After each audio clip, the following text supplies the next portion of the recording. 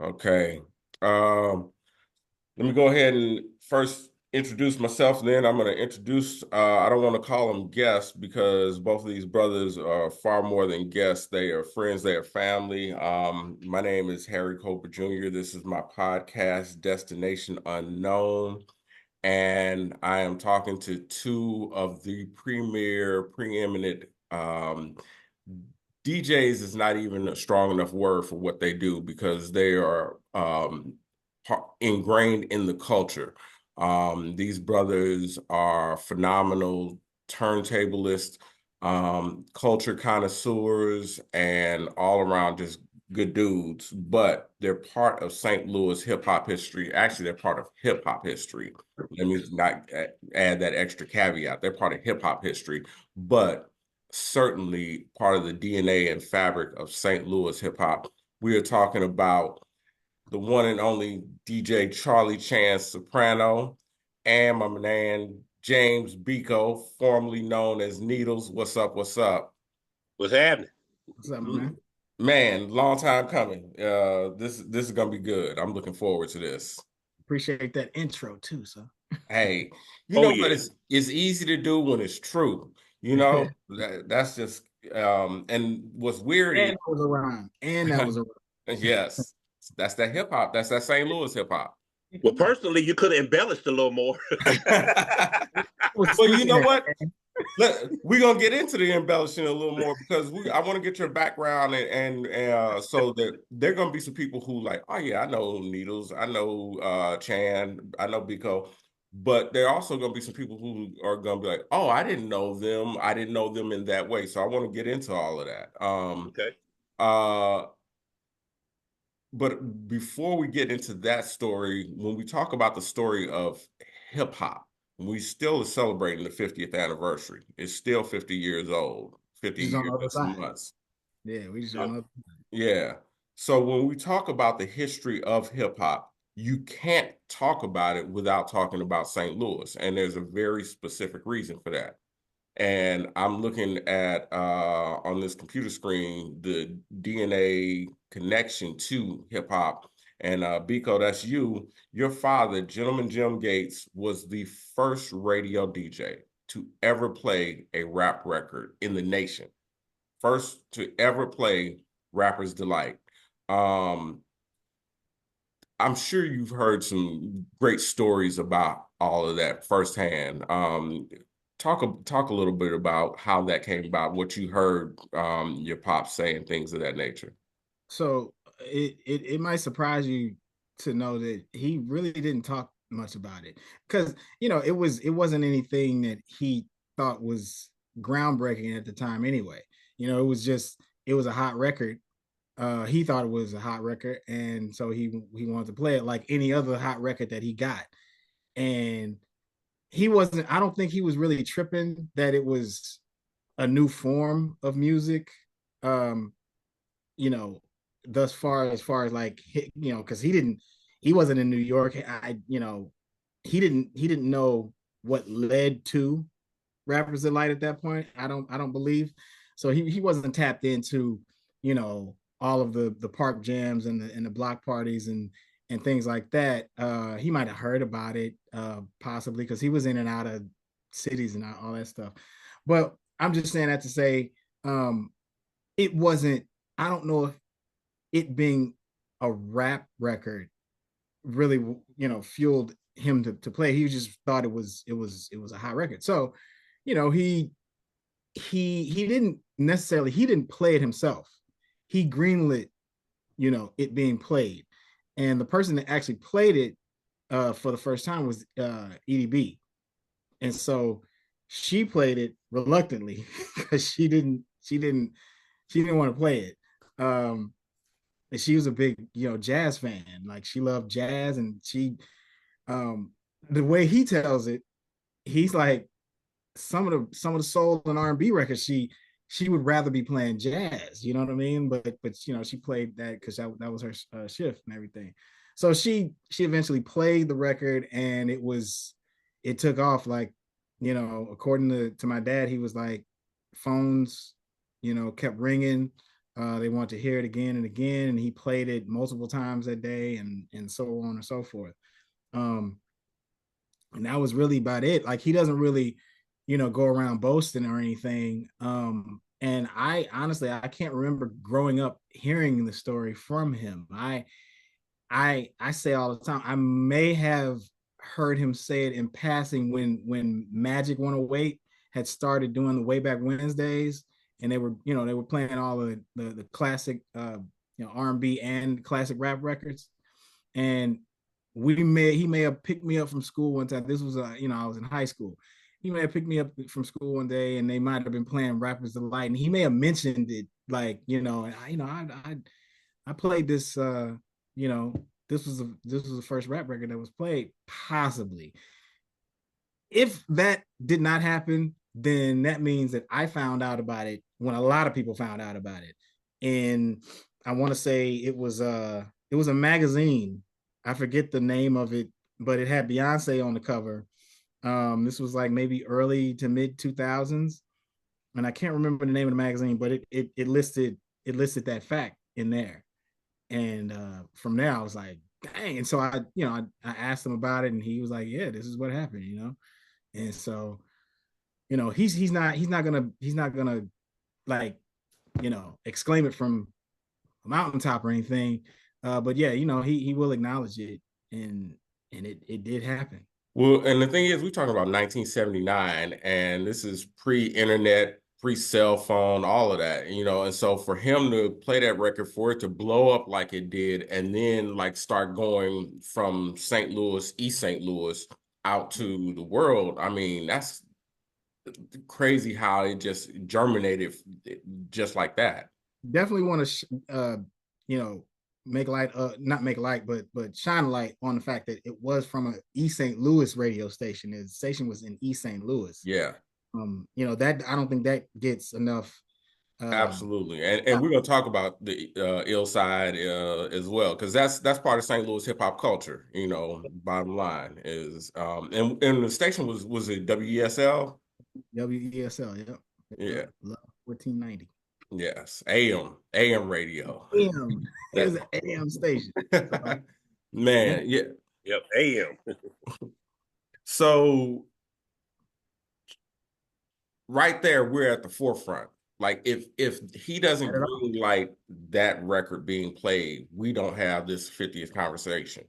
Real talk, because it takes someone to have the courage and guts to say, you know what, this new form of whatever, and maybe it was, the break beat, that the beat that they had, and it was like, okay, it's a disco beat that's already well known, we can slide it in, it's cool. But if he doesn't make that decision, we don't have everything that we have. It is not the dominant genre of music in the world right now. yeah, yeah. And you know, my I don't want to say cynical self, but the part of yourself that plays that sees it from all sides, kind of, I would always like look at it like, yeah, that's great. I mean, like Sugar Hill Gang, Rappers Delight, kicked down the door for mainstream appeal, for it to start rolling. But I'm always like, dang, did it have to be such a like a mechanical making of a group? Like, did it have to be that group? You know what I mean? Like when you learn the history of the group, and it's like two of them was for the most part legit rappers, I guess, Master G and Wonder Mike. But I mean, like Big Bang Hank. Well, he stole Kaz's rhyme. Well, he didn't steal it. Kaz just threw it at him. Yeah, it's just, you like, and they, Sylvia, John, That's a she whole nother put them story. together. She put them together. Like it wasn't like a organic, like, we all just like the groups were preceding Sugar Hill Gang. You know what I mean? Like that's all. I'm like, it started from. It had to start somewhere. It Yeah, had to start yeah. somewhere, and it had So to have that appeal. yeah, That's something and about it to did. say, you know what, and And without them, we don't have a Run DMC, and yeah, we got a Run DMC We got a Charlie Chan, who is the DJ of Run DMC, the DJ to DMC. Man, talk about your journey in hip hop, just so we can give a little bit of context. Well, I mean, I'll just take it back when I cut the first record with David Roberts, our homeboy Day Day. You know, we was back in U City. I kind of looked at that as like my arrival into the music business part of the game. You know, we made a record. He's my DJ, which was talking about me. And the flip side was The Power of Soul, which was a tribute to James Brown. And that was greenlit through Tom Ray of Vintage Vinyl. Because if I remember correctly, Chili C took a little demo tape that me and Day Day had, let Tom Ray hear it because he's a big James Brown fan. And he liked it. He wanted to meet us. We met with him. He's like, hey, let's put a record out. And next thing you know, we're in the studio, put the record out, and do a damn thing. Because we didn't know nothing about promotion. Like, we just had a record. And the owners had a record store. So we just selling the record in the store. But from there, during that time, I was considered like best DJ in the city as far as like hip hop was concerned. And DJing every party known to man, all the black fraternities, sororities, black organizations at all the colleges, even some of the white fraternities, and, you know, just being consistent at it. I just happened to run into Jam Master Jay, and here we are. Okay, you glossing over a little bit because I it's so much. Because I know a little bit more of the story, so I'm gonna let you go a little bit. But I'll get to it as we go. You know. All right, okay. But I mean, for the most part, you know, with just here in the city, you know, I was always doing my thing, and I just kept going. I just kept going because I just loved the music. I love DJing, and that's the only thing that fueled me was just the love of the music and the culture.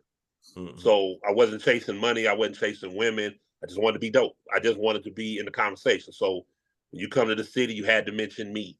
Or if you talk about hip hop in general, I wanted my name mentioned along Jazzy Jeff, Cash Money, Rock Raider, Rob Swift, all them guys. That was kind of like the goal, because it's always been the culture first. Because I was 12 years old when I called myself a DJ and decided to start doing it. And you know, when you're young, we kids, you know, you just want to be. I wanted to be Grandmaster Flash, because that's who we hearing on record. Then later, I wanted to be Jam Master Jay. I wanted to be Mixmaster Ice. Like, I just wanted to be like them, because when we had conversations, it was like, man, you hear the new record, UTFO, you hear Mixmaster Ice? And I was like, yeah, I can do that too. And that's just all it was. We wasn't thinking about getting no money, because we didn't know what they were getting. All we knew was that they was on TV, they was dope, and they was traveling the world. And I just wanted to do that. Right. Man, and shout out to you mentioned Vintage Vinyl. That, like, you can't have a St. hip hop conversation without talking about Vintage Vinyl, which before it was that, it was the Varsity Theater. So that's where they used to play the Rocky Horror Picture Show every Friday, and people get dressed up all weird and shit. But then it became Vintage Vinyl. and you went down, and that set the tone in many ways for the whole Delmar U City Loop experience, because you want to be Vintage Vinyl every Tuesday, because you bookended between Street Side and Vintage Vinyl, and on Tuesdays you was going back and forth because that's when the new music was coming out. Vintage Vinyl. I don't know how early they started this, but when I was working there, it was like late 90s. It was like, I worked there from like 97 to 99. And when I was there, that Tuesday drop, Vintage Vinyl was open at midnight on Monday. Like Monday midnight. Sure was. And people would be lined up to come and get their CDs or tapes or vinyl, whatever, you know, that night. Like, I forgot all about that, because I remember it, because I had bought Biggie's Life After Death, because I was going out on the road with Run DMC. I said, yo, I can't leave, so I went in there and I bought the tape, and then we hit the road. Going back to that Run DMC conversation, they kept pushing the release date back for Tougher Than Leather. And I kept going every Tuesday. Nope. And then finally I got a phone call. They're like, we got yours on hold. And I came and ran and got it. Nice. Good old day. Yeah. Meanwhile, I think I was in junior high somewhere in Belleville. I ain't never had no money, so I didn't even try. I saw it come out, and I liked what they played on the radio, and whatever my older cousin played for me. You know what I'm saying? But y'all, see, y'all was living it in the '80s, like that. That like I could just sit Yeah. here and listen to y'all just tell me like the stories from the '80s alone. You know what I mean? Well, let's talk about some of the '80s Yeah. stories because when we're talking about hip hop in the early days of hip hop, me and Chan went to Brittany Woods together. That's how far back we go. We before we Yep. got into all of what we're doing now, we My were sister, my sister taught there. oh Um, wow, that's yeah, crazy. wow, I never know that. Man, that is crazy. Um, I had to uh apparently my computer got unplugged. I had to plug it in. We was gonna have a quick conversation if I ain't get that plug in. But yeah, we were at Brittany, and that's when, like you said, all the early the Houdinis, the Dr. Jekyll, Mr. Fat Boy, Remember? Boys, Curtis Blow. Yeah, I remember like my bus was bus number 8, but I used to sneak on the bus number 7 because they had the boom box. And we get on there, and that's where everybody would like do their little freestyle rhymes over the Dr. Jekyll, Mr. Hyde beat and stuff like that. Yep. Yeah. But when we're talking about the '80s, and that beat in particular, the reason I bring it up is because that was the beat that Dr. Jockenstein used for roll call. So holler at the folks about roll call. Well, actually, it was either the second or third beat he actually used. There was an Because original. before that, he used uh Move to the Groove. I want to say the Disco 4. Okay. That was before that. And then there was one before that. I don't remember the one before that, but Move to the Groove was by the Disco 4. That was what he was. And then it went to Genius Rap by Dr. Jekyll and Mr. Hyde. I ain't know Because that. by then, the show had moved to Z100. Yeah. It was on Because FM. at first it was on WESL, and we all tuned in. And then when they moved to Z100, that's right around the time he started using Genius Rap. And man, the city exploded. And then, he had a few crews with him, like the Golden Boys. Golden Boy. Boogie Corleone was a Golden Boy.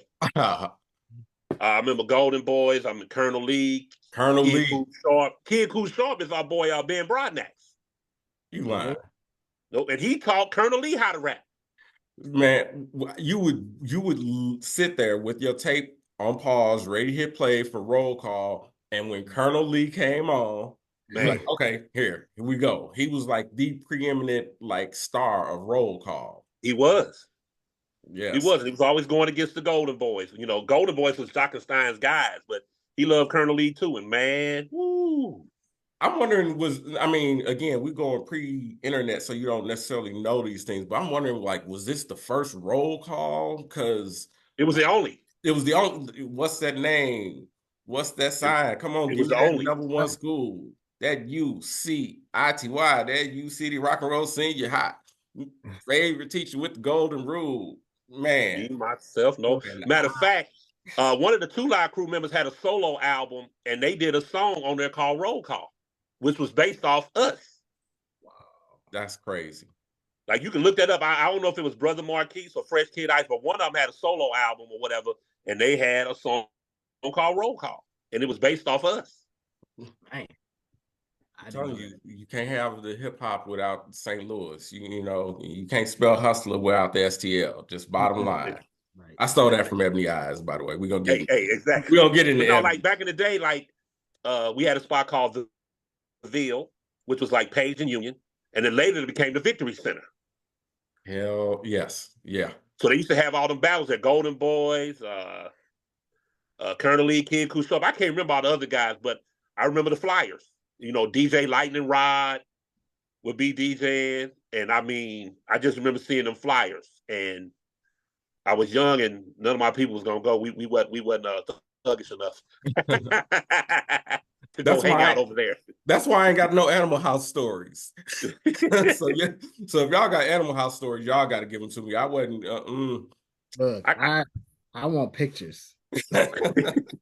I got a couple of Animal House stories. I was there, but I was DJing, so it was a little different for me. But Run DMC's security, my man Biscuit, he used to run the Animal House, And I remember going because we won a show. We performed. We didn't get booed, but we didn't get no cheers. But that was the thing. If you got booed at the Animal House, you was terrible. If you didn't get nothing, you was good. And if you got cheers, then you was shit. Well, we didn't get nothing. So I mean, we was kind of mad, like, motherfucker, we cold. Y'all ain't gonna cheer for us. But you know, we chilling in the crowd watching other acts, and a fight broke out. And all I remember was Biscuit jumping off the stage, running. He ran over like 5 people, grabbed the 2 dudes that was fighting, and just started slamming them into each other. And I was like, yo, by himself. Like, no security came, nothing. And I was like, from that point on, I was like, yeah, this is my spot here. I can make it. And for people who are watching this outside of St. Louis, it's going to be people who are going to tune in once we have it up and open for the people. Yeah. Animal House was our teen club that was from what I can gather, akin to like a Latin Quarters in New York. Yep, it was our I would say it was the greatest teen club ever. And I say that I would even rival the Latin Quarter because they had we lost Chan, we lost city. So that was regular. Hey, Chan, we need you to get back on that because we lost you for a second. Can you hear me? Am I still there? Yeah. Damn. Rewind that back. Am I on back on? Can you hear me now? Yeah. Hey, start from when you said it was the greatest teen club ever. Okay. It was the greatest teen club ever. I'll rival any club, Latin Quarters, I don't care. The Ritz, the Palladium, whatever you want to call it. I'll rival it because those cities had the artists. And when I go to New York now, they don't appreciate hip hop like we do because we didn't have them artists. So when the Animal House started booking groups, these groups came, they only had one song. We had Word of Mouth come with DJ T. They had one record. And we showed up and they showed out. Skinny Boys came, one record. Mm-hmm. We showed up, they sold out. The shit was incredible. And then they always put a local artist on. They never had to audition or nothing. All you had to do was go see Biscuit, say, hey, I want to perform, and he would put you on that stage. Mm-hmm. And I mean, we saw NWA, Grandmaster Flash, Eric B. and Rakim, Dougie Fresh, Get Fresh. We saw NWA and Eazy-E when they only had one song, just one song. And before you knew who any of them were. Yeah, exactly. One record. They came. The DOC came. He had one song. Mm-hmm. Like, it was the greatest thing ever. Because they was always bringing on, sometimes 3 to 4 times a month or sometimes like every other week. But that Saturday, that was like, because Friday nights they did rock music. So that was a white people night. Saturday, excuse my language, that was nigga night. Black people night. We was there on Saturday. And I mean, I used to go was I understood I could get in the sound check because the side door would be open. So we'll walk in and sit in the back. As long as we didn't walk around, they didn't say nothing to us. So I would go to the sound check because I had the DJ at Saints and couldn't make it that night. So I'd be at the sound check like watching Mantronic sound check. We watched Eazy-E them sound check. We watched the Skinny Boys, Dougie Fresh. I mean, everybody who was anybody in the game during that time came through. Curtis Blow, Fat Boys. I mean, you name it. We had them. That's why I say we had the best teen club ever. Because if you already had the artists in the city, you know how they were. They like, oh, where they from? Brooklyn? We from Queens. We don't care about no Brooklyn guys. We didn't have that kind of stuff going on here. Like, they was coming in. If they had a record out and they was on the radio, hey, yeah. they was the ish to us. So that's why I say we had the best teen club ever. Did Light ever come through? Yes. Really? Dang. Yes, Latifah. I mean, when I tell you everybody came through. So wait, so it was called the Animal House. That was the name of the spot, right? That was the name of, because they used to be on Hanley, and they moved to change. Oh, okay. So they was on Hanley and like near Brentwood or somewhere over that way. But they were on Hanley. They moved from that little spot to Chambers. Yeah, because so Hanley and Brook, that's more centrally located. Yeah. They moved north. Yeah, and when they moved north, that's around the time we knew about it. I remember hearing about it before, but we was like kids, so we wasn't attending. But when they moved to Chambers, wow. Oh yeah. I've only heard stories. And I would hear the stories on Monday when I got to school. Yep. School on Monday. You heard what happened at the Animal House? The Switchblade Sisters and so got into it. Hey, I ain't gonna tell you about one of our people that we graduated with. But you know who it is. Used to drink all the time. Tall, light skinned, bro. That's all I'm gonna say. He got knocked out at the Animal House. Was just on the floor, out, and they just left him there and partied around him. Nobody picked him up. uh, yes, I remember that story, and Yes. everybody remembers that story. Yes. Shout out to the homies. Yeah, I was there, so I remember it very well. I don't remember that because I was shorty. we just gonna leave names nameless on this. Yeah, one. we're gonna leave nameless. But I know who it was. Yeah. And again, that's why I didn't go. But hey, yeah, you had to know somebody or be with somebody when you in there, because other than that, we from U City, so they weren't trying to give us no love. You in there, they be like, all the U City cats here. They start, wanting to start shit with you. And the Animal House had 2 levels. So you was downstairs, that's where the stage was and the performances, and you party. And there was a DJ for downstairs. But you went upstairs to the party room where Daryl was at, and you had to be gangster up in there because they was always fighting up in there. It was small, it would get hot. You step up in there, man, you better be ready. Are you talking about Daryl One Leg? Yeah. Okay. I upstairs. Look, this is why I'm like, okay, we need a documentary on the Animal House. And that's why I was like, is there any pictures? Are there any photos? Are there any I got video. Footage. Yes, footage. We need that. Like, for real, man. Even if it's just a 30-minute something. Like, we need to get all the players that's, thankfully still here that can speak on it. And like, because it can't be something that is only shared with, a few people. Like, people need to know that. Like, people need to know it. Just like people know about Latin Quarter and the tunnel and all that stuff. So I have videos. There used to be 2 dance groups, the 14 karat gold lovers, these light-skinned cats with the ready for the world haircuts and the curls. The ladies loved them. I hated them dudes. I hated them because they had all guns. I hated them. But no, they were like a dance group, and then there was Kanoa and the boys, who was like a little young girl and her brothers. And they used to battle. I had the battle with them at the Animal House. And then Daryl came out with his MC Cool Chill, and they performed because they built a castle on the stage. And I actually have the video footage of that. It is wonderful. We need that. Yes. Wonderful. Daryl One Leg DJ. Man, whoo. Now we're naming names. Yes, sir. Now that's why this conversation is so important. So, because we have to get all of, or as many of the people who were in the scene, their props, so that people know what this was all built on. I'm gonna move the conversation a little bit forward, but it's weird because you're talking about the Animal House and Needles, you talk about like needing a documentary for the Animal House. And I'm like, you know what? There's another place that needs a documentary, and we're gonna get to that too, which is High Point Cafe every Monday. Yes. But before we get to the High Point, move it up to about like 91. Scene is, we're getting more MCs, we're getting more into the culture and things like that. And then we get our first nationally signed artist, Silk Smooth. Yep. Clientele. We love that clientele. Yeah. Wait, before we get to that, I don't know if there was anybody before this, but for me, because I was just thinking while you was talking about Silk Smooth, I was like, yep, I was introduced to him on the radio. But in my head, I'm like, but he wasn't the first St. Louis rap artist I heard on the radio. The first one that I heard was Early D. Now, I don't know if that was the first St. Louis rap artist on the radio, like with a record. Chan can probably speak to that, or you. The first artist on the radio was this guy named Milo. Okay. From U City. There was a group called Frozen Explosion.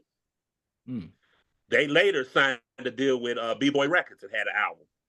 Really? Didn't do that, but it was Frozen Explosion first. I can't remember the name of the song, but they had the first record on the radio. These guys are Keith and Andre. That's how I remember them. I don't remember who they were, but they were promoters. I know they promoted parties and stuff, and they had got them on. And then behind them was Bit Bizarre, the name of that group, and they had a record based on Freddy Krueger. Okay. That Oh, used to I'm play on Red. starting to So it was remember kind of that like, now. Wow. yeah, B-Boy Records, Frozen Explosion was first. that had to have been what, like 86, 87 maybe? Because B-Boy Records, that's KRS-One. Yep.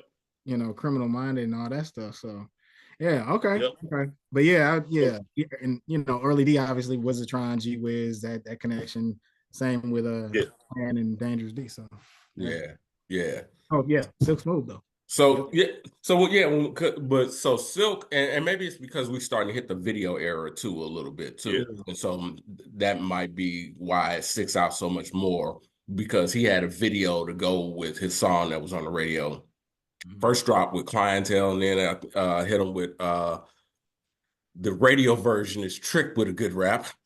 Right. Yeah. Some others know it as Bitch with a good rap. Yeah. But like, the thing was, like, when I first heard those songs, I didn't think, oh, this is a St. Louis brother it was just like, this dude is dope. Like, it was like, oh, and he's from St. Louis. And he's from St. Right. He happens to be from St. Louis. Like you know, it definitely hit like, wow, production is tight, you know, shout to Hype Dog. And then, you know, his rhymes was on point. You know, you heard the you know, the dialect and everything. You heard the accent or whatever you want to call it. But yeah, I mean, like, it was really well put together, you know, to speak to the time it was dropped. You know what I mean? Like it fit into what was going on, you know, elsewhere. So it could easily stand up against, you know, whatever was coming out on the East or whatever was coming out on the West, you know. Well, you can thank me and Day Day for that, and I'll tell you why. Because I have footage of Silk Smooth and all of us performing together. We was all part of this little organization where he dissed us on the show. I have it on video. He dissed us. Never no big deal about it, but conversating with him, he had told me, he said, man, he was jealous of us, me, Day Day, Ram Love. That's why he said, man, y'all music was dope because we had samples and we was sampling. And he just what he told me. He said he had told Hype Dog, the producer, he's like, hey man, we got to start sampling. We got to start doing something different. This coming up with stuff. This ain't dope. This ain't hot. We got to do something different. And then from there forth, you get what you got. What was he doing before? He said this what wasn't hot? They were just making up, you know, everybody was trying to, you know, come up with their own beats, you know. Just drum keyboard, beat. drums. Yeah, okay. And probably nobody was sampling. We were less sampling. than equipment or whatever. So yeah. The same little tick tick tick tick pattern. Yep.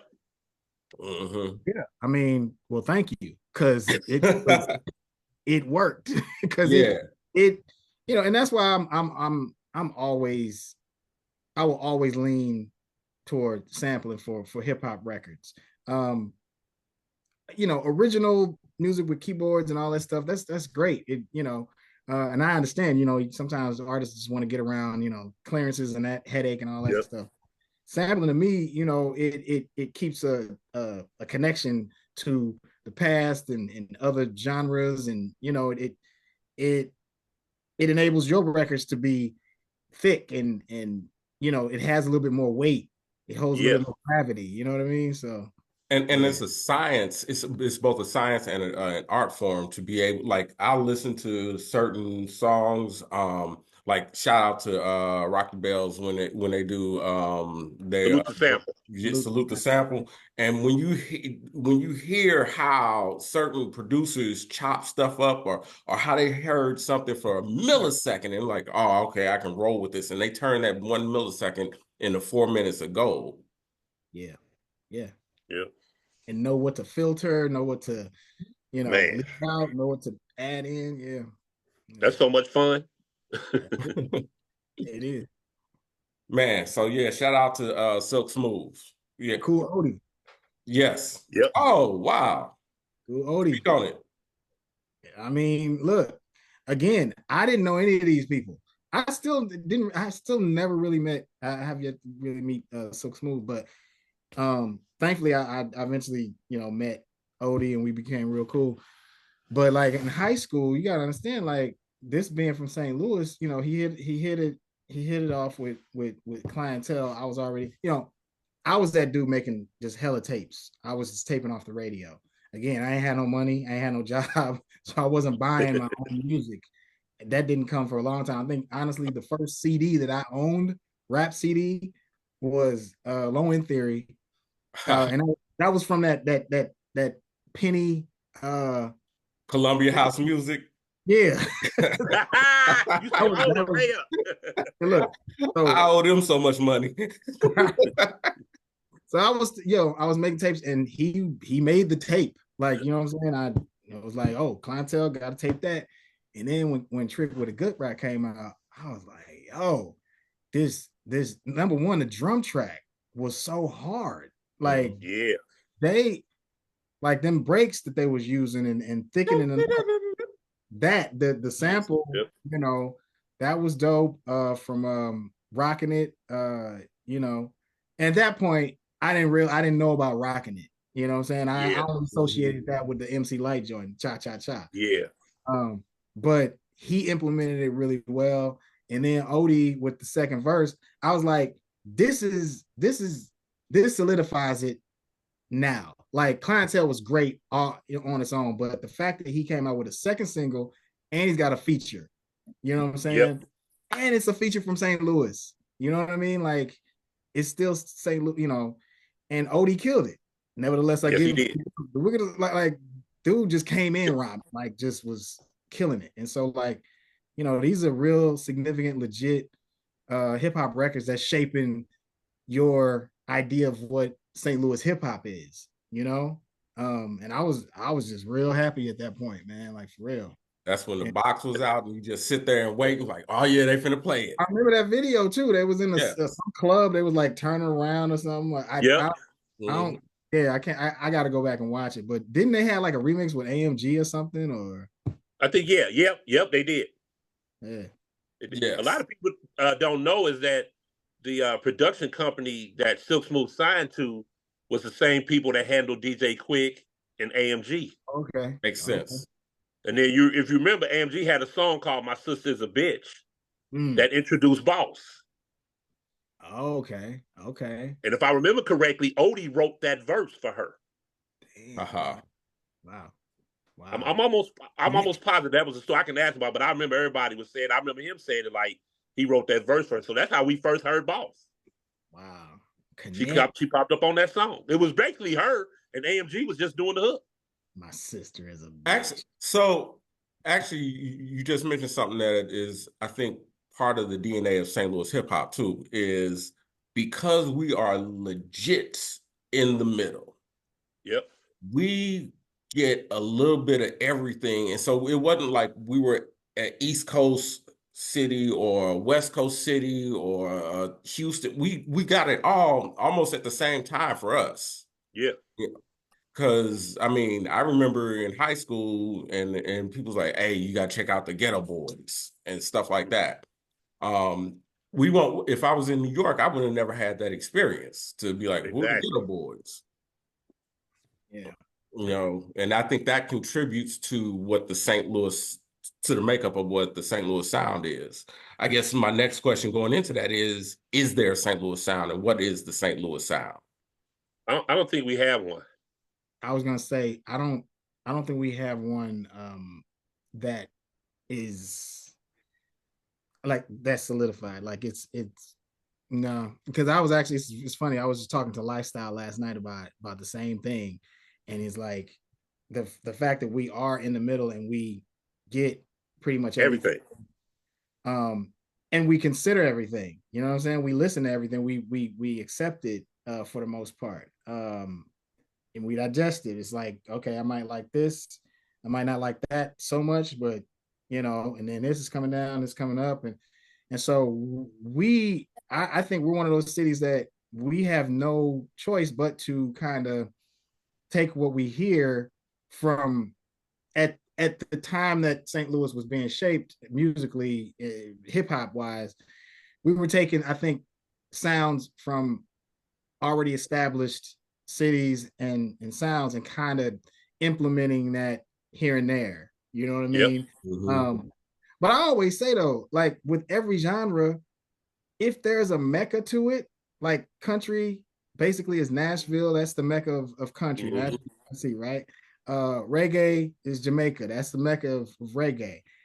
So I understand when people be like, well, what's the regional sound and this and that? It's like, even if it ain't regional sound, if there's a sector of it just doing that music to kind of speak to, for lack of a better term, a traditional sound or what the mecca of that genre set out to sound like, and they, then that to me is enough. If you tend to, stumble up on your own sound like New Orleans did with bounce, you know what I'm saying?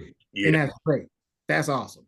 But I think that what happens a lot is that certain cities are so hungry for their own sound that they kind of force it.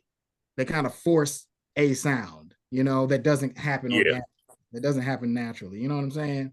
And Yep. and whereas honestly, you can just be dope. You can just make some dope hip hop music. Like you can just be on some like samples, hard drums, and dope lyrics, and just do that, and not think that, well, that's too East Coast. No, that's hip hop. that's straightforward, stripped down hip hop music. You know what I'm saying? At its core, to me. Yep. So, and there's nothing wrong with that. You know what I mean? It just So happened to birth from the East Coast. I agree. And I think about this, but I go back to early 2000s, maybe late 90s, but certainly early 2000s. And I'm gonna just run up, and I know I'm jumping up to come back, but I'm gonna run through some names of some artists, and let's see if we agree or disagree that there's a certain sound, and maybe it was producer driven that made that the sound. But so early 2000s or whatever, you got like JMC and Ronin, Coco, Jenna, um, uh, Puff, all of these artists, the bangers, they had it was like this beats per minute abyss. All of them had there was a beats per minute kind of formula that we were rocking with during that time. A lot of DJs were.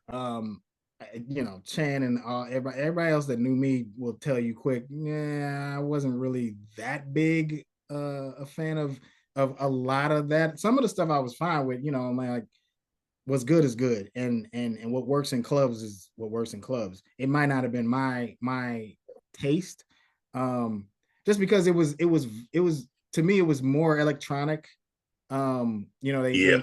a lot of more electronic sounds, um, and it was almost a little bit Little John esque. It borrowed from a lot of that. It seemed to me, which again, it worked. A lot of people dug it, but for me, I was always like, okay, yeah, we got some good rappers. We got some good rappers, and the production is good for club bangers and all that stuff. But I was like, could we get some diversity in it a little bit? Like, could we get the bangers and then have like a straightforward, like a little bit more vulnerable type of thing? It seemed like all the albums were just straight club banger albums. You know what I'm saying? And Yep. they weren't Yeah. really nuanced enough. Weren't balanced.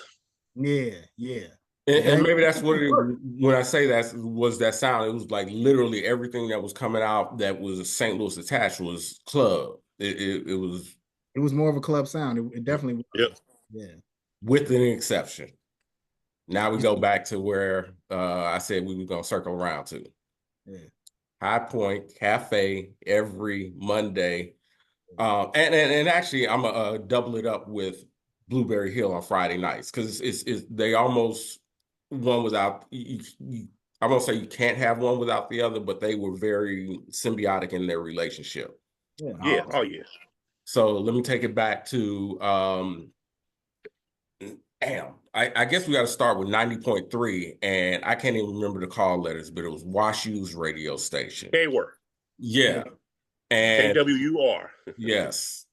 And who was it G Wiz? Who was, because basically they started doing the live broadcast on WashU's radio station before it went over to KDHX. It was over on WashU's station, and it was broadcast live from Blueberry Hill. I don't remember that. Yeah, and you had to. This is back in the day when the station signal was so small, you had to be like, okay, let me move my car over to here so I can, or move my home radio just so I can get the signal. Because I remember, I played on K Word a couple of times, but you talking about Street Vibes though? I don't know that it was called Street Vibes. The Maybe, Street you know what? Maybe it Street was. Vibes was 88. Street Vibes was Street, 88.1. yeah, That was Russ and Wiz, and they did a live broadcast. yeah, Okay. yeah. K Word did do, underground hip hop, shows and all that stuff. That's where, I clicked up with Agile One, and B Money was playing on that too. But 88.1, yeah, 88.1 KDHX 88.1, they on Friday nights, it was, well, G Wiz started with African Alert, and then Yeah, it African. Yeah, that was it. Yes. turned into Street Vibes, and then later the Science. And so the Science eventually, they worked it out to where they did a live broadcast. Now you'd have to bring in Fly DX to talk with how that all went down. Him, Alahan, you know what I'm saying? Rest in peace to West, my man DJ Solo. They all, made that happen. And it I'll tell you, like it was a dream come true for me, because that was my show. I listened to that religiously when it was. I got on board when it was Street Vibes, like in the early '90s. Yeah. My older sister Regina, she knew that I loved hip hop, and she was like, "There's this show on 88.1 on Friday nights that you might like." And I started listening to that, and I'm like, "Wow," you know what I'm saying? Like Magic was cool. Kevy, like shout out to Kevy Kev, man. I was a faithful listener to him too. Monday through Friday. But when Friday night hit, like at nine to what was it, 9 to midnight or something like that. Something like that. Yeah, or not. And Yeah. basically it was everything that Magic played and more. Everything else they didn't play. You know what I'm saying? Like all the underground records and all that stuff. Like, So, yeah, if you were gonna hear the Fugees or some of the Roots cuts or Artifacts, all of that, yeah, Black Moon, and yeah, Wu-Tang, all that. Yeah, they was playing all that. And so, yeah, definitely, man. Shout to Kim, aka Stacy Static. She was on. I had a huge crush on her voice back then. Like I was in love with Kim. Dreadlock Assassin. It was yeah. What grocery? Kiki, the first lady, used to be on there too. Kiki, I'm forgetting Crucial would come through. Mystic. Yep, Mystic. Yep, Mystic and Kiki used to do it together. Yeah, man. Yeah. So, but yeah. So hold up. We need to give some context, because we can just naming names and talking. Yeah. But we need to paint a picture. So it's Friday nights. It's in the Duck Room at Blueberry Hill, world famous Blueberry Hill, and the Duck Room is named for the duck walk that Chuck Berry used to do. He would perform there once a month, but every Friday it's this hip hop show. And what was both before it was in the Duck Room, though, it was in the Elvis. And yeah, it grew out that Elvis room real quick. The thing was, we would be in the Elvis room, and sometimes, like special events, we do it in the Duck Room, and then eventually we were able to get that room. So yeah. But what was eye-opening to me as a hip-hop fan was, I knew some of my people who I hung with that were white or whatever, and they listened to what I was listening to. I'm like, oh, okay, that's cool. When you talk about Blueberry Hill, that let me know that this was a phenomenon that had morphed out of just being a Black genre. And these weren't people who were trying to appropriate culture. These were like Crucial, Agile One, Solo. it was Appreciate a truly mixed, diverse group in that put it together, and that was in the audience, and that was just vibing to yeah, this music. yeah, Man, Yeah. yeah. Um, it was a scene. It was like that was kind of, I guess, for lack of a better term, our backpack scene. Yeah. yeah. Yeah. It was I think mm, more appropriately, I think it's just boom bap. Like it was boom bap heavy. You know what I'm saying? It was people who appreciated that sound. Um, you know, not to say that 808s and all that stuff didn't make an appearance here and there, but the classic banging boom bap Ooh, records, man. we didn't shy away from those. You know what I mean? Like people like Chan, myself, Stan the Man, all from those guys to the just like straight underground DJs. Like, we shared a love for that, that sound. And you know, I know I would always say, like, yeah, we rely a lot on the classics when we play. I've played Check the Rhyme, I don't know how many times, you know what I'm saying? But I would always, in my head, I'm like, we got to start, breaking newer records out live with crowds. Because how did Check the Rhyme get so popular? Like, somebody had to break that, you know what I'm saying? Yep. So, you know, all of these records that are similar to what that record was in the lane of, I mean, like, I remember, because I used to, I first, I was just a fan. I was a spectator. I was in the audience. I wasn't part of the Blueberry Hill science lineup at the very beginning. It was I want to say it was Alahan and Yep. Fly DX doing the show, and then at midnight it was B Money. B Money played, if I'm remembering right, and then eventually, I want to say maybe B Money moved to New York, and the slot was open, and I was starting. I started DJing for real in '98, right? And I was just going to these things, and they saw me, and they was like, you can try and carry the hour, midnight, uh midnight to one. And so I was like, it became real hot. It's like that was the turn up time, basically, if you will. And That's so when you could start playing the records that cuss. You yes, play everything yes, because yes. it wasn't on the radio. And I just realized, like, I was definitely playing a lot of classics, a lot of old school stuff here, and like familiar.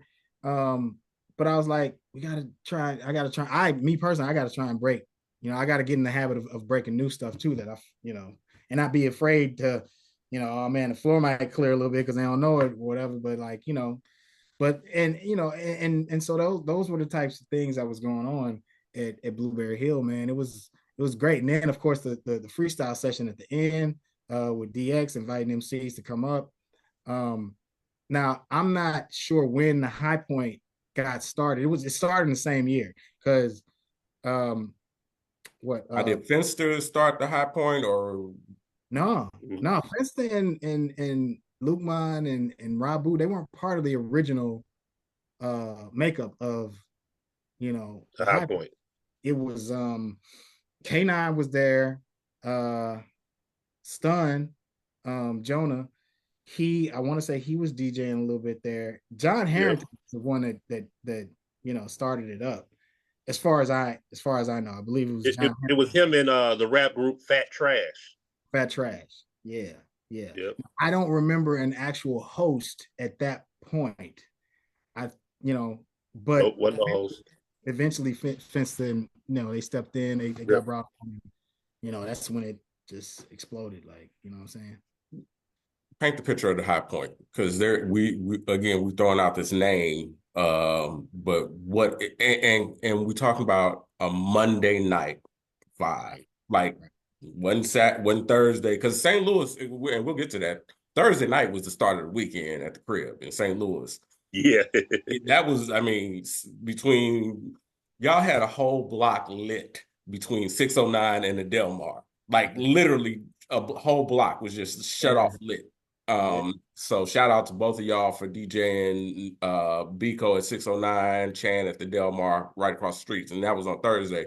But That was a going good back, 1-2 punch. yes. Oh, Yep. that was crazy. Yeah.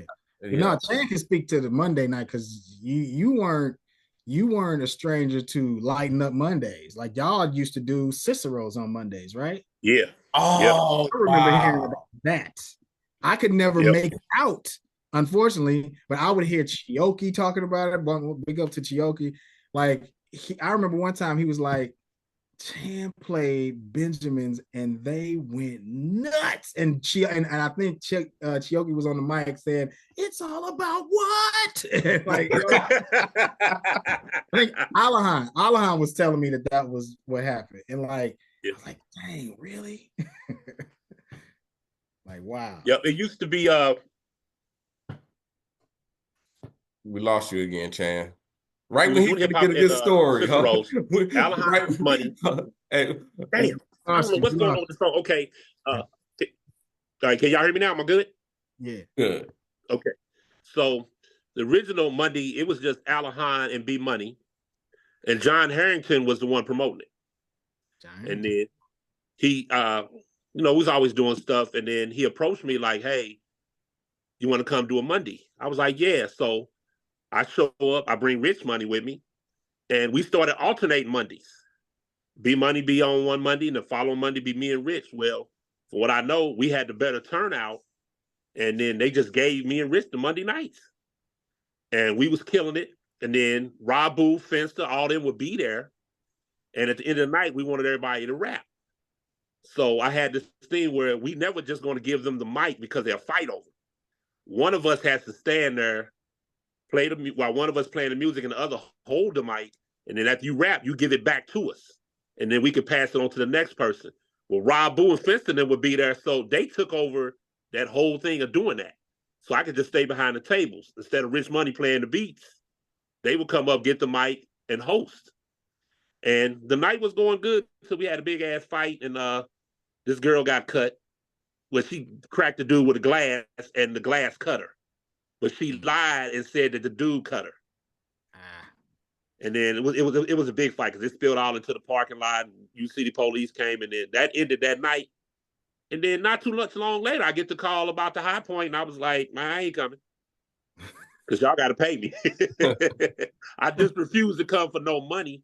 But I think after the second week when I went, we was jam packed, and oh man, like the whole MCing at the end. I don't even remember when we started that. I just know I was DJing, K9 was DJing. I think Needles a couple times she was there. I guess Like it was a few of us always DJing, but I told him, hey, I got to at least get $200 or I ain't coming. Cause hey, this free shit is over. Right. So, but this what happened. Mm-hmm. Real quick, Fat Trash moved to Arizona. They left, and then it was me and Fence, and I didn't even know John Harrington had anything to do with it at this time. And we met with the owner, and she was like, y'all want to continue the night? And John Harrington was like, they could take it out. He didn't want to deal with it. So me and Fence, we was like, okay, we'll promote it. We brought Rob Boo in. We was trying to get it going. It really wasn't working. Then I meet Luke Mon through Odie. I invite Luke Mon to come out. And then Luke Mon invites my program director, Mike Fox, and then Craig Black. And they come in on a Monday, because I remember we would be in there with like 20 people for the whole night. But they came in, the PD loved it. And he was like, man, let's do it on the radio. And then once they hit the radio, and then Luke Mon went back to the hood. A lot of people don't want to give him the credit. If it wasn't for him, we probably wouldn't have got what we got, because he went back to the hood. And I keep it real. He invited the demographic I didn't care to play for. You know, I know Spud and all that, but I didn't care about no VIP records being there. Like, that wasn't the crowd we were trying to have. Because, you know, we wanted to, keep it hip hop. We wasn't like, man, we got to start playing radio records. But they came and they accepted. Jule show up, all the guys who was doing something, and they respected what we were doing. And next thing you know, we were opening that mic up, and man, when you talk about that, first of all, Luke Mon is just solid. That one of my favorite people to be in a conversation with. You won't get a word in edgewise. But one of my favorite people to be in a conversation with, Luke Mine. Yep. Just a genuine dude. But I mean, you talk about the names that would come through the High Point. And it was kind of a proving ground for people who were like, and not only just like the hood artists or whatever, but it was like, okay, Ali that's where he started stage timing at the High Point. You had people like Bits and Pieces. You got Ebony Eyes. Ebony Eyes. Ebony Eyes. Yes. And in fact, it was weird because I knew Ebony Eyes from the High Point, and so it was weird when her first single dropped, and I was like, it didn't seem. It was like it's her, but I was used to hearing her in a more battle style type rhyme. I'm gonna tell you one thing about that song though.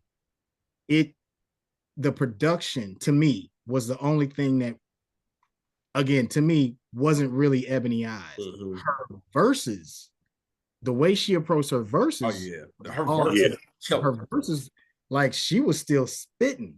You know what I'm saying?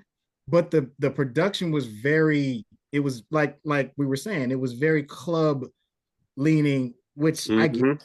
And they want a club hit, they want a radio hit, and that's the sound that was prevalent at the time. So, but yeah, it's almost like she was like, okay, I'll rap over that, but I'm still spitting, like I'm still gonna be. Yep. She gave bars. She gave like in your face. That really the only thing about that record that pertains to the hook is the hook. Like she's not really saying anything super sexual or at all. You know what I'm saying? In the bar, she's just like would you, if I put it in your face, like that was it. That was the hook, and like everything else she approached. And so to me, she stayed true to the MC she was, that we grew to know and love her at High Point. And she was just like, all right, I'll rap over that beat. It's all good. And let me say that beat was a hot beat. It was a hot beat. It's a hot beat. Yep. Crack Boys laid it down on that one. They killed it on the beat. I wasn't used to hearing her on that. Right. Yeah. And big up to her, man. Like she put me in a video. It was dope. Yeah, it was filmed at City Museum. That's where my old office was when y'all were filming it. Yep. Oh yeah. Yeah. So I mean, I got a whole bunch of stuff that I want to go through. I'm gonna try to get through it and respect time, but we got so much we got to chronicle. You had mentioned Mike Fox, Craig Black. I 95.5 needs to get a lot of credit here, because when 95.5 came into the market, at that point we really only had Magic. It was still 108 at the time. I think I don't think it had moved to the beat started. Yeah, the beat has started just then. Magic was still under the format of no daytime rap. Hard to believe that was a thing, but it was no rap weekday and all that. But I mean, like at that time, it kind of made sense because those urban stations had started implementing and adding all rap stations anyway. Mm-hmm. So the what is it, AC, the urban AC? Yeah. You need to be playing a rap like that anyway, because they were like, well, we got a rap station for all of that, so y'all go listen to that. Like we're gonna stick to, and I mean, it made sense to me. Mm-hmm. Like, okay, so because Magic was under the same company as the Beat. Back then, it was called Clear Channel. I don't know. Yeah, that was a company. Yep. Yeah, it was Clear Channel back then. But then Radio 1 comes in and brings 95.5. Now, I was on 95.5 before it was Radio 1. They still had the call letters WFUN. And I know why those call letters exist is because it was Disney Radio. Imagination Station. Yes. And I used to do the weather and traffic in the morning and evening drive, and my name was Hilarious Harry, and I had to tell a joke before I gave the report. And bomb for that. We didn't want to clues bombs for that. Right. So, but then Radio One comes in, and I don't know if the competition of y'all and the beat changed the game, or if just Radio One and the freedom of, hey, we're gonna let, because Charlie, you were the mixed show, you were the director of the mixed show. Yep. And what I remember about that was you didn't have, from the listener's perspective, you didn't have a playlist, meaning None. you got to play these songs. You just played whatever, and the station played whatever. Yep. Man. In the beginning. In the beginning. Yeah. In the beginning. I only had one rule. Mike Fox said, I better not hear nothing new and dope on the other station first. We better play it first. And I remember he heard Mr. Cheeks Light Camera Action on the beat one night, and he called me. Dang. And this was the exact words. What the fuck is this song I'm hearing playing right now? Dang. I'm like, oh, what? And he cut up the beat. I was like, oh, Mr. Cheeks Light Camera Action? He said, yeah, how the fuck I ain't heard it on my station? I went, because your fucking ass don't be listening. Stino be playing it at noon. He went, oh, okay. Well, you need to fucking play it. And hung up on me.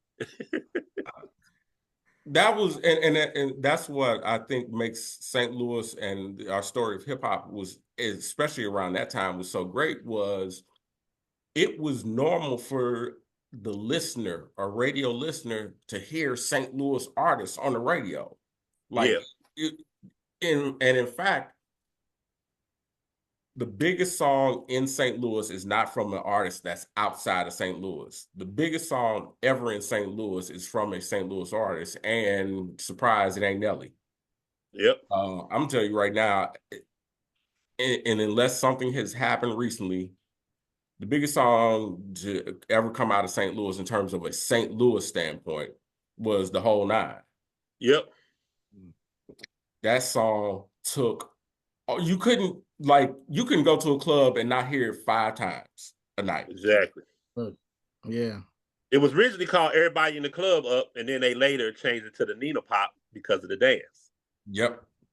They officially changed the name? I didn't know that. They did. They came back with it because when it came on, remember it started, ladies take it to the dance floor, this your song. Oh, yeah. But then they redid it, and it came in differently. Remember it came in, dun, dun, dun, dun, dun, dun, dun, dun, and then they changed it to Nina Pop. I missed that because I still, look, in my laptop now, it's Everybody in the like Nina Pop, y'all. Yeah, because I got all the versions directly from Chaos. Yeah. Directly from him.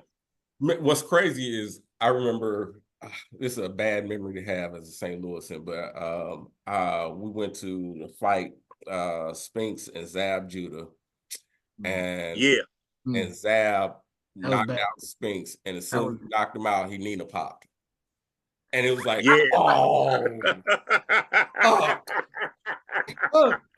oh my, I watched that. Because that was on HBO, right? Or Showtime, or it was broadcast. I watched that fight, and I saw, because you telling me that just ties a bow on what Zab Judah did that night. Because really, to me, all these years, like when I saw the fight, I was like, yo, the way, judging by the intros of both of the fighters, I knew that Zab was gonna win. Because Spinks, he came in partying. He was wore out before the fight. He loved the fact that it was in St. Louis. I get it. I understand. He was relishing, the whole thing of it, the whole spectacle. He was partying. He had the music. I forget what he was walking into. Do you remember? I don't remember. I want to say it was Young Jock. I can't remember because the artist came with St. Louis. I thought it was a St. Louis artist or something. But it was a party record. It was, and then Zab Judah, I don't know who came in first, but Zab Judah comes in, I want to say, to the big payback. Mm-hmm. He comes in to James Brown. And to me, that meant more business. Like, he came there, he was focused. Spinks came in there. This is my hometown. I'm about to show out. I'm dancing up to the. And Zab Judah was just like, come on. And then he knocks him out. And he does. It's like he planned everything. Like everything was planned. And when he and what's crazy, well, St. Louis being St. Louis, and it was a gang of New York cats here. It was a gang of New York cats. And I'm telling you like this. When he Nina popped, like 6 fights broke out in all different sections of the I call it Kill Center. I don't know what it's called now. Yeah. That's where it was back then. Yeah. Man. He just, and I say that so that people outside of St. Louis can know what the Nina Pop is. Yeah, that's that dance. And in St. Louis, a lot of us called it the mono. Yeah. Because it started at the monastery. Chicken head. Hillside. It was like the Nina Pop, the mono, the chicken head, like, Yeah. Yeah. It's crazy. I did the after party to the fight at the pageant. Yeah, that was crazy. And I met BMF at the party. Wow. They was at the party. They was walking around in mink coats. The only guys walking around in mink coats. Because they came up, gave me a CD with a song that Fabulous had with Jeezy on Fabulous album. Asked me to play it. I played it. Then they came back because that was the only CD. And then they tipped me like $700. Life is good. Yeah. What? Next season of BMF this Saturday. I gotta get you. Yeah. But yeah, but I again say that to say that like St. Louis rocked with St. Louis. We supported St. Louis. And keep in mind, we've been talking for about an hour and 15 minutes or whatever, and we haven't even brought up the people who are most associated with St. Louis hip hop. We haven't even brought up Nelly and the Lunatics. And I said Nelly and the Lunatics. It's the Lunatics, and Nelly is a part of that. And it's sad that they're separate in what's going on now. But let's be clear, it was never Nelly and the Lunatics. It was always the Ticks from Hit One. And in fact, the first song was a song that featured Ali on 3 verses, and then Nelly on the but not Ali on 2 and Nelly did the 3rd. Yeah. Give me what you got. Banger. Banger. 97. I was proud of it. I loved it. Man. I loved it. I love the sample that they used. I love the Rakim reference as the hook. Normally I don't like rappers using another rapper's hook as their hook. But I have to let that slide. Like I like it because the normal practice is you take a rapper's like a bar, and then you make that a hook. You know what I'm saying? You don't lift an entire hook from another song, and But anyway, it worked on this one, and what was funny is that I worked with I tell a lot of people, I worked with Kiwan like months before the song came out. We were at the airport. We worked at the airport together. I was working in the gift shops. He was like, bringing, I guess, supplies around the different vendors or whatever. And we met each other. And he was, I guess we both, found out we were both into hip hop and all that stuff. And so he was saying, I'm working with this group and we about to come out and it's the St. Lunatics and this and that.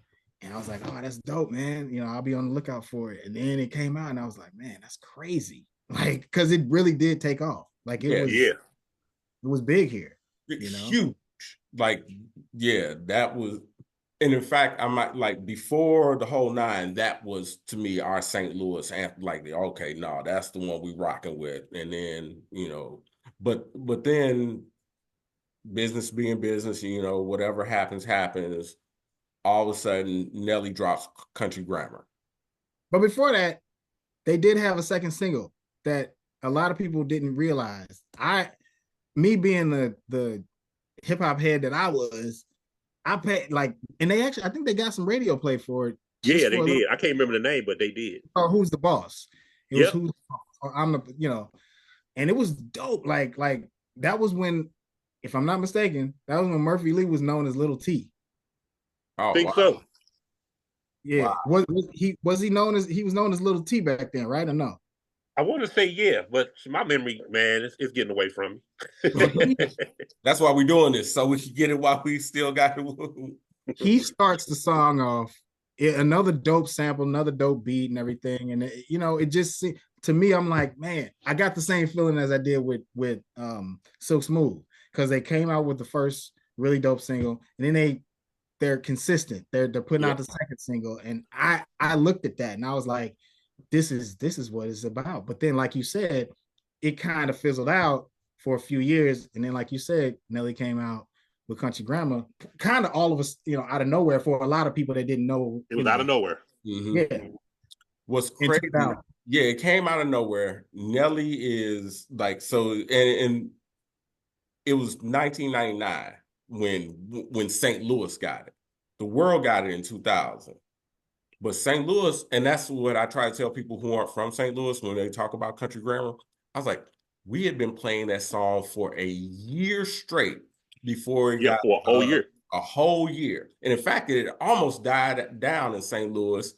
Then it went national, immediately shot up the charts, and St. Louis had picked it right back up. It had a 2-year run, pretty much in the clubs here, like that. It was Yep. crazy. I remember I had a couple of different things. I knew it was like I was in New York, and I remember seeing this poster, and it said Country Grammar comes to the NYC, and it had the release date. And I was like, oh, this is about to be big. This is about to be huge. Universal. What I also remember is at the very same time, being at Planet Hollywood, First Friday, and Nelly is outside, and he's got the cutlass. He's outside. He's got some cut off shorts. He's hat to the back, this, that, and the other, and they won't let him in. And I remember it vividly because he said, "Y'all are playing my song right now." Yeah.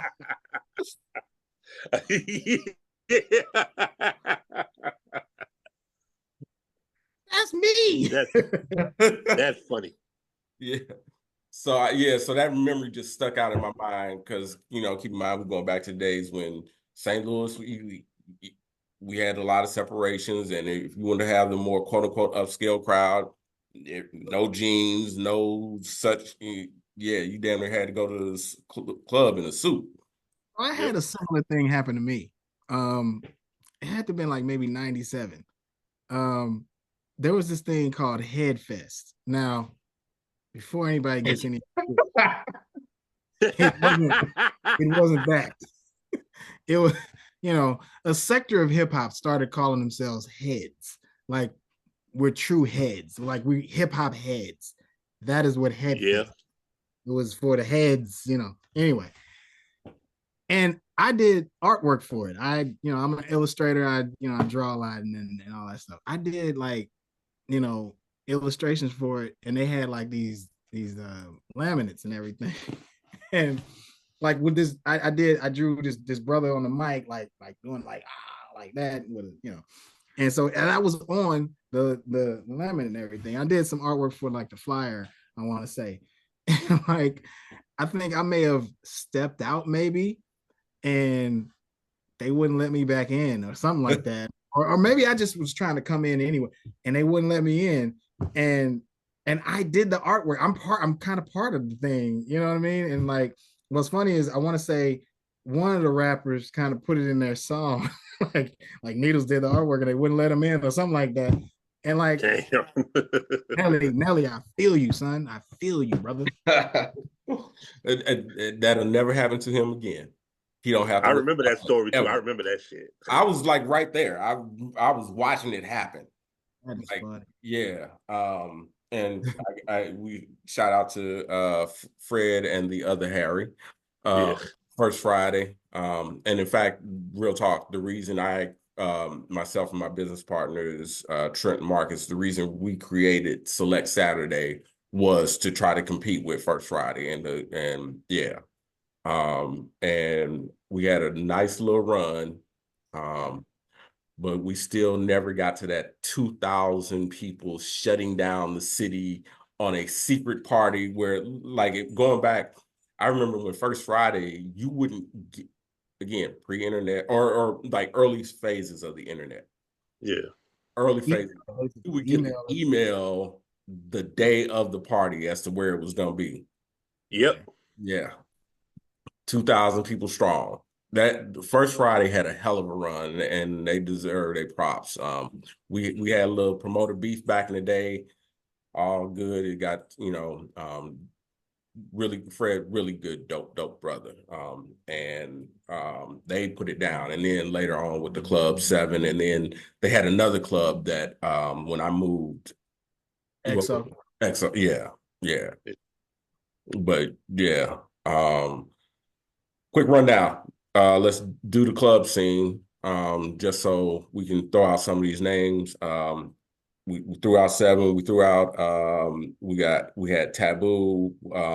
We absolutely have to, like, maybe even start and end with ISIS, which before that was the Indigo Room. Before Planet Hollywood was Planet Hollywood. Toby Wright, who used to play with the Rams, brought in Toby Wright's The Good Life. And I credit him with changing the economics of club going. Before him, $5 was the max that any club would charge to get into a spot. And then Toby, they came from LA and they were used to a whole different. He's like, nah, we charging 10, we charging 15.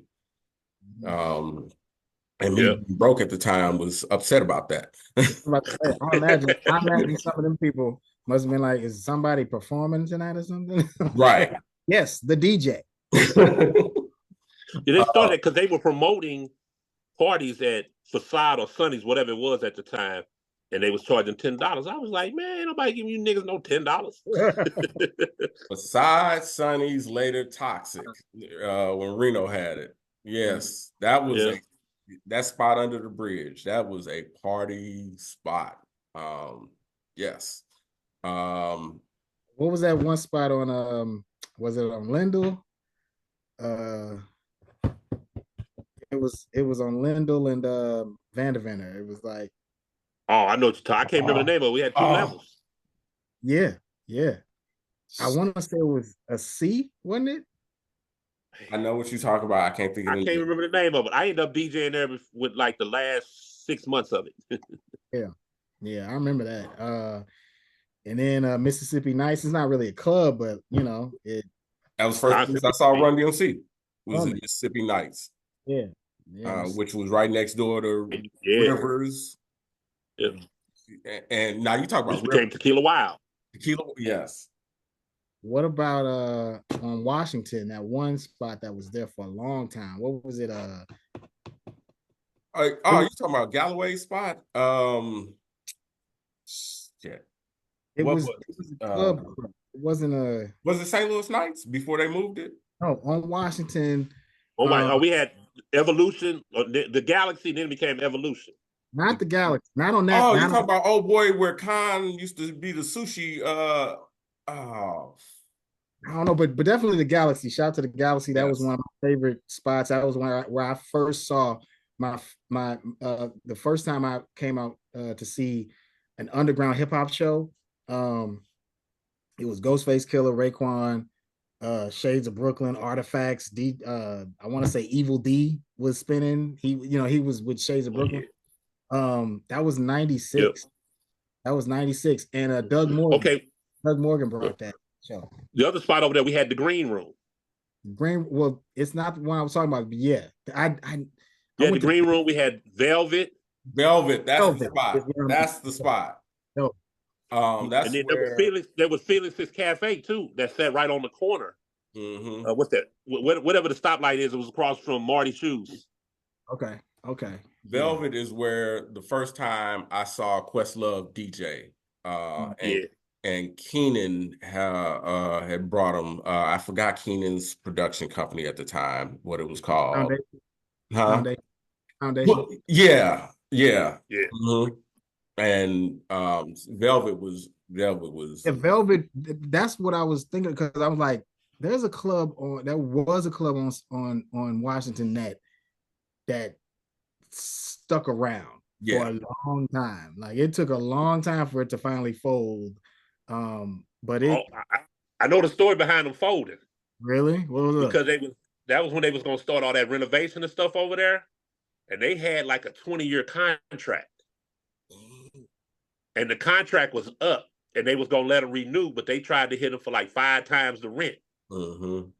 Like So they let it go, but they had the spot that was right next door Next to it door. too, and they just went over there for a minute, and then that contract expired. That's where you had. I remember the spot next door. You had one of your birthday parties, and Yep, I forget. I can't remember if it was every hour on the hour we were taking shot. All I man. remember is I think all of us were carried out. Yeah, yes. Yes. ah, We got a shout out. I also want to throw out some names too. We got to shout out some of these DJs. We mentioned Stan the Man. We haven't mentioned the hoodest DJ of St. Louis, DJ Snow. Yeah. Real talk. I don't know that there's a DJ who plays more hood music than Snow. Not at that time. Yeah. Um, yeah, and again, for those who are outside of St. Louis listening, Snow also tour DJ for Chingy, and as his name implies, he was a little paler than the rest of us. Hood Oh is yeah. I met Oh, Snow. he'll tell you all day. He say I'm honky. That's his joke. And then his nickname is Graham Cracker Snow. I I met him kid you when we not. were first trying to have a rap group, and we were recording over at Clayton Studios, and he was working over there at Oh, Clayton Studios yep. way back in the day. But so we got a I shout have out. Hmm. I want to say I saw him. I don't know if it was the first time I saw him spin, but it was I want to say it was somewhere on Leclee's Landing. He was just rocking the shit out of this crowd. Like he was, Oh, he and had Rivers on lock. it was probably Rivers. It was probably Rivers, and Yep. it had to be Rivers. And like he was the way he was bringing in stuff, the way he was riding the beat, scratching and stuff, and like real rhythmically. I remember distinctly he brought in I Get Around, like right. He was just cutting up the piano Yep. intro and then just let it go all on beat drops, crowd goes wild. It was like, and I'm just watching them spin. This was like my formative uh years where I was just like kind of stalking all y'all. I was I was like in the shadows looking at and Stan and Snow and Alahan and B Money. I was like, oh, okay. Cause none of y'all would teach nobody. Cause I remember asking y'all. And y'all was like, y'all was honest. Y'all was like, I ain't got no time. Like, I can't help you. So I was just like, all right, I'm gonna just stand back here and just like really just kind of peep game and and Snow was one of them, man. I was just like, wow, like he's like you said, he had it on lock, man. Like That's the other thing I wanted to, when we talk about St. Louis hip hop. One of the things that I do think is, I won't say unique, but St. Louis has perfected it, is the art of mixing. Yeah. Um, that it's is something that is like when I'm moved and when I'm in different cities, I didn't realize what I had been treated to all of my first 38 years of life being in St. Louis. It's like I'm like, y'all don't mix, y'all don't blend, y'all don't like no beats per minute. It's just mix, drop. Like I see these two train. I was like, you played two hot songs together and they're a train wreck because but St. Louis DJs have there's an art. And in fact, the shout out to Cut. That's one of the things that they brought him to New York because they were like, okay, you need to come to here and DJ. Yeah, he took full advantage, man, the way he should have. Like he put his work in up there. Like, I want to say he was first on with Ed Love and them, right? Yeah. Yep, on Power. Yeah. Mm-hmm. Yeah, and then he because Deja Vu left from St. Louis. I think she did some other stuff somewhere else. Why you have to bring up that name? Yeah, That got me off topic. Shit. man. Like, look, she's responsible for getting me on the radio. Her and her then assistant Toby, who I knew from hanging out in the loop. Toby, I don't know where she is now, but God bless Toby, because I think she was the one that told her about me, and they came to see me at Blueberry Hill. And um, long story short, I get on the beat and I'm playing, underground records on the radio, on commercial radio, and so I credit her with giving me that shot on there. And look at what she's announcing for She's on Sirius. and Fly. she's on TV, Mm-hmm. announcing, like she's the announcer for Live with Kelly and Kelly's husband. You know what I'm saying? I didn't even know that was her. That's her. And she's in BLS and all this stuff. So mass shout to Deja, man. She just was, her career just kept going higher and higher. And so she went there and then cut, reunited with her there and just did his thing, man. Yeah.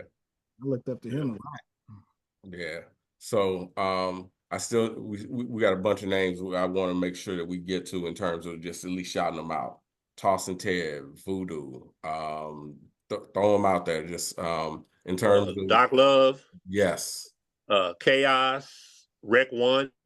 Yeah. Quinn. AJ, DJ AJ. Yep. Quinn, Cuddy, AJ. Cub, DJ Cub. Crystal. Oh man. Yeah. Crucial. Yeah. I used to work for Crucial's Pop. That's actually how I knew Crucial, is because his father worked for Metro when I was over there doing traffic and news. Okay. Yeah. Agile One, Anisto, Trackstar. The whole Soul Tide crew. Soul Tide. Like Tef Poe. Modu. Yes. Modu? You said Modu? Yep. Yeah. See, I go back with Tef. I know that Tef Poe stands for Teflon Poetic. That's how far back it goes with and that whole Soul Tide collective was just a monster. Look, Spade was the backbone. You know what I mean? He was the backbone, and and everything else really. I mean, he was kind of like the RZA of he did the majority. He did a lot of the production, and put a lot of stuff together.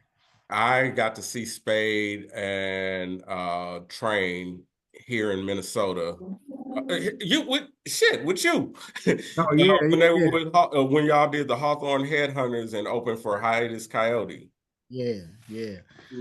I mean, was that was the one where Prince was actually there, right? Yeah. Everybody saw him except for me. Everybody was like, "Yeah, he's floating around here somewhere." And they're like, "No, he's floating." And I'm like, I can't see him. I missed him. But yeah, Coltrane, one of the best voices. Oh my God. His song Green is still one of my favorite songs ever in life. Yeah. Shout out to Kanatis. Kanatis did that whole album. Kanatis did Coltrane's entire first album, and it's beyond classic. If you get your hands on the Adventures of Seymour Liberty, So, and actually to that point, when we started the 5 spot and we were bringing national artists, we brought this artist who people hadn't yet heard of. And we were like, oh, this artist is super, super dope. We know we're bringing them, but we need to make sure we get a crowd. And we were like, okay, we're going to have Train open for him. And that artist is Eric Roberson. Oh. Yeah. Yes. And like we knew we needed Train to open for Arrow in order to bring the crowd. And then, as they say, the rest is history on that one. But yeah, that whole Coco Soul, the whole Soul Tide collective is just gotta be. I used to manage Brandon and Gotta Be for like a quick second. Hey, gotta be Kareem. B Hollywood, who is Brandon Vaughn now, just blowing Yes. up with fashion and everything. You know, my man Mustafa, rest in peace, is seldom seen. Uh, Mm.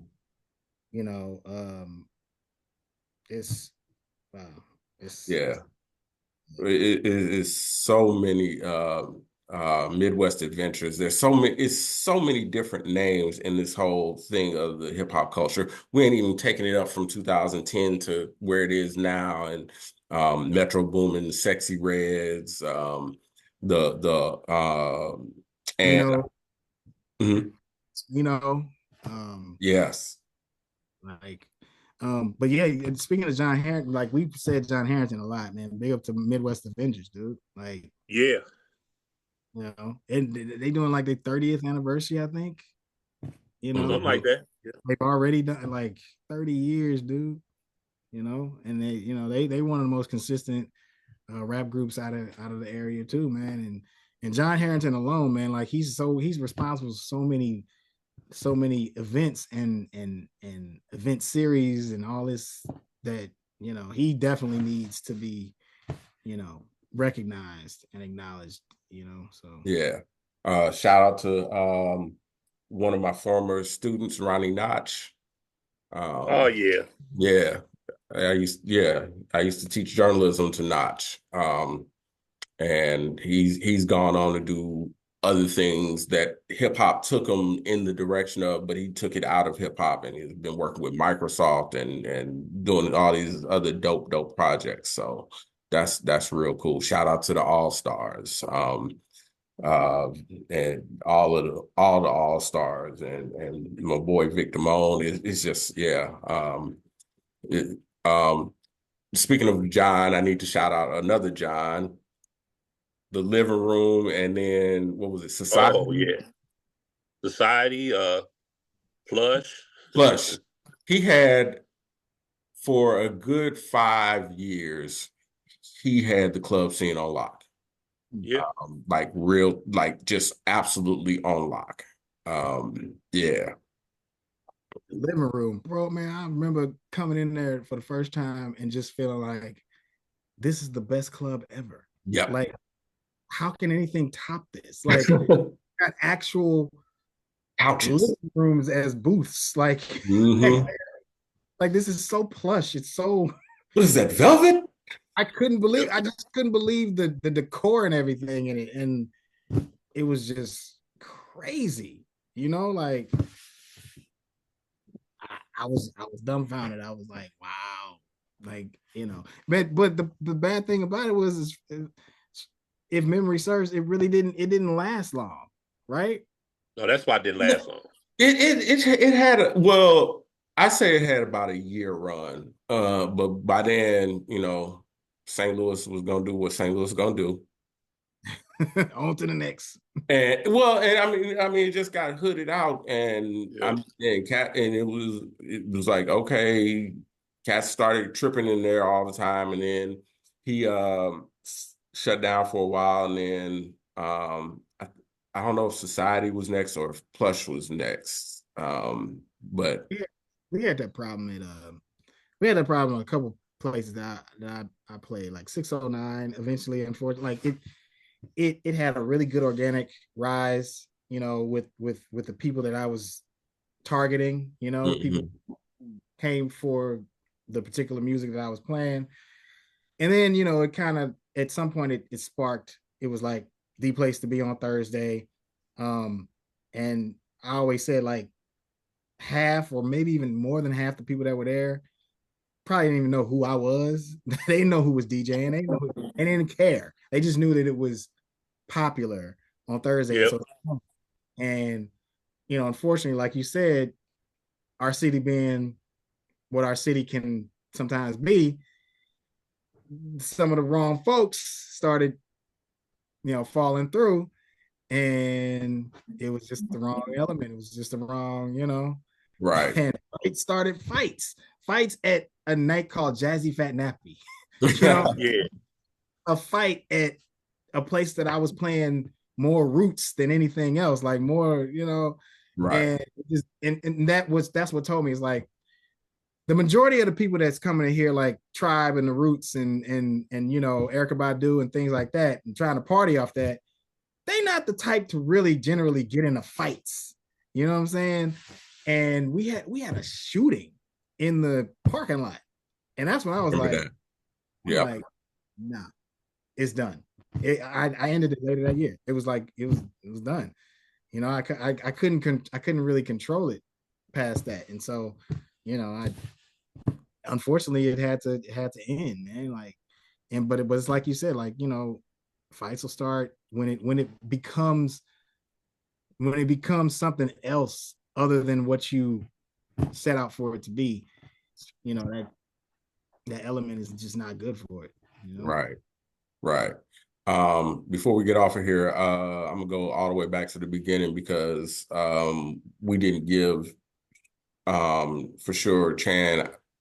I need you to tell some people your story and how you connect all these dots in hip hop. So I'm just going to throw out some names and I'm gonna let you just Okay. roll with it. Uh Brad. Oh, well, being on the road, when I linked up with Jam Master Jay and Run DMC, Jay say, just hang with me. I'm gonna get you paid. I'm gonna get you on some stuff. So it wasn't my money. Somebody else was putting up the money for me to be at every Run DMC show to open and close. And we linked up right after Tupac passed, because that's kind of when I met him. And we started doing shows. And then that following year, 97, it was Easter Sunday. We was in the lab with DJ Nabs at Club Kaya in Atlanta. And Run DMC, of course, was performing, and I'm the open for them and close. So Jay brings me out to close, announce who I am. But when I come out, Jermaine Dupri walks out along with the Brat. And I expected them to be there simply because Nabs is crisscross DJ and he's so deaf. So, I come out, when I was doing my thing, was still playing with records. The Brat and Jermaine Dupri was handing me my records. So they saw how I had the record stack. They was handing them to me. So when I pull a record off, I would hand it to them so they could put it to the side. Did my routine, got done. The Brat jumped into my arms. And she was like, yo, I need you to be my DJ. I need you to be my DJ. You calling the motherfucker. Like, and I'm sitting there holding her, like, oh shit, this the Brat in front of everybody. And I was like, yeah, no problem. Jermaine was like, welcome to the family. I go backstage, I'm all cheese, and I run in there with Run and Jay and D, like, yo, the Brad want me to be a DJ? And I'm just talking a mile a minute. And them niggas just smiling at me. And all of a sudden, they like, we know. And I'm like, what the fuck? And Jay was like, we did a show with her. She didn't have a DJ. So I told her, I got somebody. Come to the show and meet them. He said, so they were here to see you. You auditioned, you ain't even know. I didn't even fucking know. And literally, that's how I became a DJ. And I did it for 2 years. And then she had stopped rapping and was going to really get into acting at that time. Man. She had did that Robert Townsend show, The Parenthood. And they liked that character. From there, I remember asking Chan about how it was going, DJing with the Brat. And specifically, like, when they did the In My Bed remix, since they didn't DJs know that 12-inch never came with an instrumental. So that's the Give Me What You Got sample, like dun. And so Chan he told me, you remember what you told me? I was like, so how do y'all perform to that? And he was like, the Redman 12-inch. Redman remix. Yeah. Of what was it? Pick It Up. Yep. Pick It Up remix. That's what I used to play. Yeah. But the funny thing is, the same sample. If she was real drunk, she tried to actually do the whole song. What? Like I would play it, she would be drunk, like nigga drunk. She was always drunk before the show. And throw the song on, and she'd be like, I'm Cisco, his part coming up. And then she would literally be on stage trying to sing all the parts. Wait, would you? Because I didn't ask you this at the time. Would you play some of the records, some of "In My Bed" first, and then go Nope. to the instrumental for her? I would just drop it. Just drop the instrumental. She would just go at it. She was just like, "It's a must, rap busting and Yep. Mike." Okay, all right, that's what up. So yeah, but that's how I became the DJ for the Brat, and I loved it. I loved it. And basically the way you got connected with Run DMC was not by chance, but it was by chance, but also by skill too. I mean, because you met them Yeah, in Kansas. yeah, I won. Well, this is what happened. I won a DJ battle in Kansas the night Tupac passed, and the prize was $500 cash, a trophy, and the open for Run DMC. So I think I got to go back in a week or two. But 2 days before they won't be in Kansas, they was at the Galaxy or Evolution at that time. It was Evolution at that time. They was at Evolution on a Tuesday night, which was the night I did hip hop. The owner paid me for the night, and they paid me to promote the night. So I went and passed out flyers and everything, and then of course they performed. But I put the opening acts on the show. I put myself on there with 24 scientists, and we opened. Smart And I move. think I had Fep Squad on that show too. So what it was is that when Run was coming off stage, I grabbed Jam Master Jay. I said, "Yo, Jay, can you stay for a second? I want to show you something." Then I went up. Kevin Kev was hosting. And I said, "Kev, I want to show off for Jay." So then Kev announced I had won his DJ battle. And I wanted to do the record that won the battle, which was Peter Piper. So I freaked the Peter Piper record. Everybody went crazy. Jay was like, "All right, cool, cool. I dug it." So we hanging out afterwards at the club, and I was like, "Yo, I see you in a couple of days. I got to open the show in Kansas, blah blah blah, Lawrence, Kansas." And of course, I go up. I'm the DJ for the night. I'm DJing the show. The show is over, and we was wondering where Jay was. We trying to hang out, and he came out and was like, "Yo, Charlie, where your records?" I had 2 crates. He said, "You DJ for 4 hours. You did not play out of 2 crates." I was like, "Yes, I did." Then from there, he was like, "Well, I'm doing a party at How Could I Be Down convention in Florida. I want you to come down there and DJ my party with Funk Master Flex." I was like, "Bet." Then we go to the club where I won the battle at to hang out. And then he talks to Biscuit, and he tells Biscuit, "If y'all can come and do these shows, Charlie can open and close." And we was like, "Bet." So that night we left because the next day we had to be in Louisville, Kentucky. We left that night, drove home from Kansas, changed clothes, showered, and drove to Louisville. And from there on, I was doing every show. That's yeah. And then didn't Jay you put me like on. didn't you towards like the towards the end of unfortunately Jay's life, you even y'all became real close and like he used to DJ like the old school way and you convinced him to change to what's considered Well, battle what it was style. is that he was seeing me with the turntable sideways and the mixer. And then he started Scratch Academy right around the same time. And then the next thing you know, he turned his turntable sideways and got a smaller mixer. He still had that big ass GLI mixer, big 19-inch rack mixer. You had no Vestax. Nope, not at the time. He still had that big ass mixer. And then I set up on the side of him, and I had my 1200s, and I had the Vestax, and I remember him going, "Man, your shit never skip." Because I have the video when they did Mississippi Nights, because they brought me out on the show. He spun on my setup. I brought out the black and gold 12s with the mixer, and he spun on my setup. Mhm. You taking me back when y'all said the Vestex because I'm one of them cats who like I was like Biko Nitos when he started out. I was just sit there and watch y'all.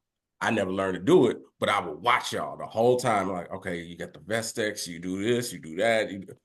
I was in awe as a fan of how you used to do this. It was like the dopest shit I would ever see to just sit there and that's actually I think how I became so cool with all the DJs is I was enamored with what y'all were doing. So while everybody else is partying, I'm sitting there hanging in the booth with y'all, like watching it. Like, okay, what's this? What's this? It's like this is just it was like getting a personal show every night like being in the booth watching y'all do what y'all do. And keep in mind, we talking pre-Serato. where it was Yeah. a whole different animal then. This is this is the one thing that I think Needles, you missed this part of the game. When we was coming up DJing, it was it was I realized it was something dope, but at the time it was annoying as hell. When I used to do the parties, especially because I was doing high school parties and the college party, people stood at the table and watched us all night. The table stayed packed. People just watching. Every time you put a record on, you'll see everybody like lean over to see what the record is. That's when I started blacking out records and putting them in white sleeves, so nobody knew what I was playing. So I would have records like you'd be in a record store, see the record all the time, and never knew what it was. And it would be something I would play the instrumental and cut and scratch to. And I remember it being annoying because, like, say when it's allergy season and your nose running and you ain't got no tissue, you like fuck. And these motherfuckers staring down your throat. You know, you trying to get that little sleeve white. You couldn't do none of that shit. Your nuts itch. You couldn't scratch your nuts. You couldn't do shit because they were staring down your throat. And I used to be like, man, why don't y'all party? Get on some of these ladies. But they watched us, and everybody was like really enamored by what we were doing. And then, like today, don't nobody even give a damn. They don't care. They don't even know what we doing. Yeah, well, yeah, but I think that people have become accustomed to people who are less skilled too, so they don't even know how to react to when they see something. They almost look at the people who are skilled as like you're doing too much. Like, yeah. What are you trying to prove? Like, you know. But before, hey, look, I want to show y'all that right there. Yes. That's that show that you was talking about. Yeah. Wow. Hell no. Look, that's another thing. Y'all need to come up with, we need to have some sort of St. Louis Smithsonian where y'all can put these artifacts in, because I know you got them, the flyers. I still got some flyers from. I got a few things. You know, I got when I was mentioning Rap Sheet. I got when my picture and everything was in Rap Pages. And then they did a thing on me and the 24 Scientists in the Source. I remember that. And then I had my thing in the Vibe, where they spotlighted me in the Vibe magazine. St. Louis needs an all-city day on Rock the Bells, so I'm putting that in the atmosphere in the universe right now. We need an all-city day for St. Louis Rock the Bells radio.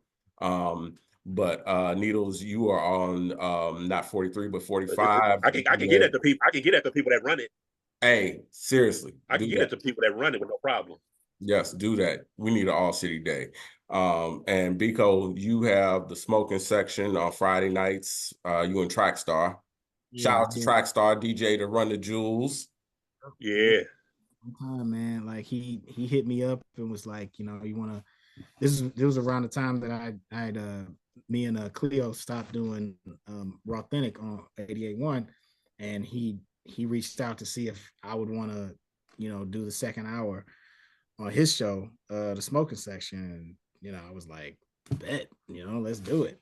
And at the time, honestly, I wasn't really I wasn't up on the total landscape of quote unquote new underground that was coming out. I mean, like I kept my finger on the pulse a little bit, but I didn't realize it was so much that was still being produced in the style of you know, real hard drums, the samples, and just MCing. The only thing that I'm like kind of put off by is the subject matter tends to be the same. Like it's all, you know, highly, you know, criminal activity, that type of stuff. Yeah. And it's everybody's a drug dealer, and you know, on these beats, you know, and I'm like, okay, yeah, we can have some hardcore, you know, gritty street stuff. That's cool, but like, you know, I'm from where you had that, and then you had across the board, you know, like everybody was represented. Everybody that was doing that style of hip hop, that sound, wasn't all on the same drug story, street story aspect. Like you had people doing that, but then you had, you know, cats that was speaking for somebody like me who ain't never like that's not my reality. So that's not to say that I can't enjoy it, for being, storytelling and all that stuff. But I still want to hear somebody who ain't afraid to rap about, you know, TV references or Opposite everyday or regular. Mortal Techniques or something like that. Yeah. Not even that extreme on like political style. I mean, that's cool too, but I mean, I'm saying like the little brothers of the world. You know what I'm saying? Like people who rap about being an everyday average type of dude trying to get, trying to get money, trying to, maintain relationships, and you know what I'm saying? By the And Yep. way, I'm missing that I middle credit ground. you for, because you mentioned Little Brother, and I credit you for bringing me into that world of Little Me Brother, too.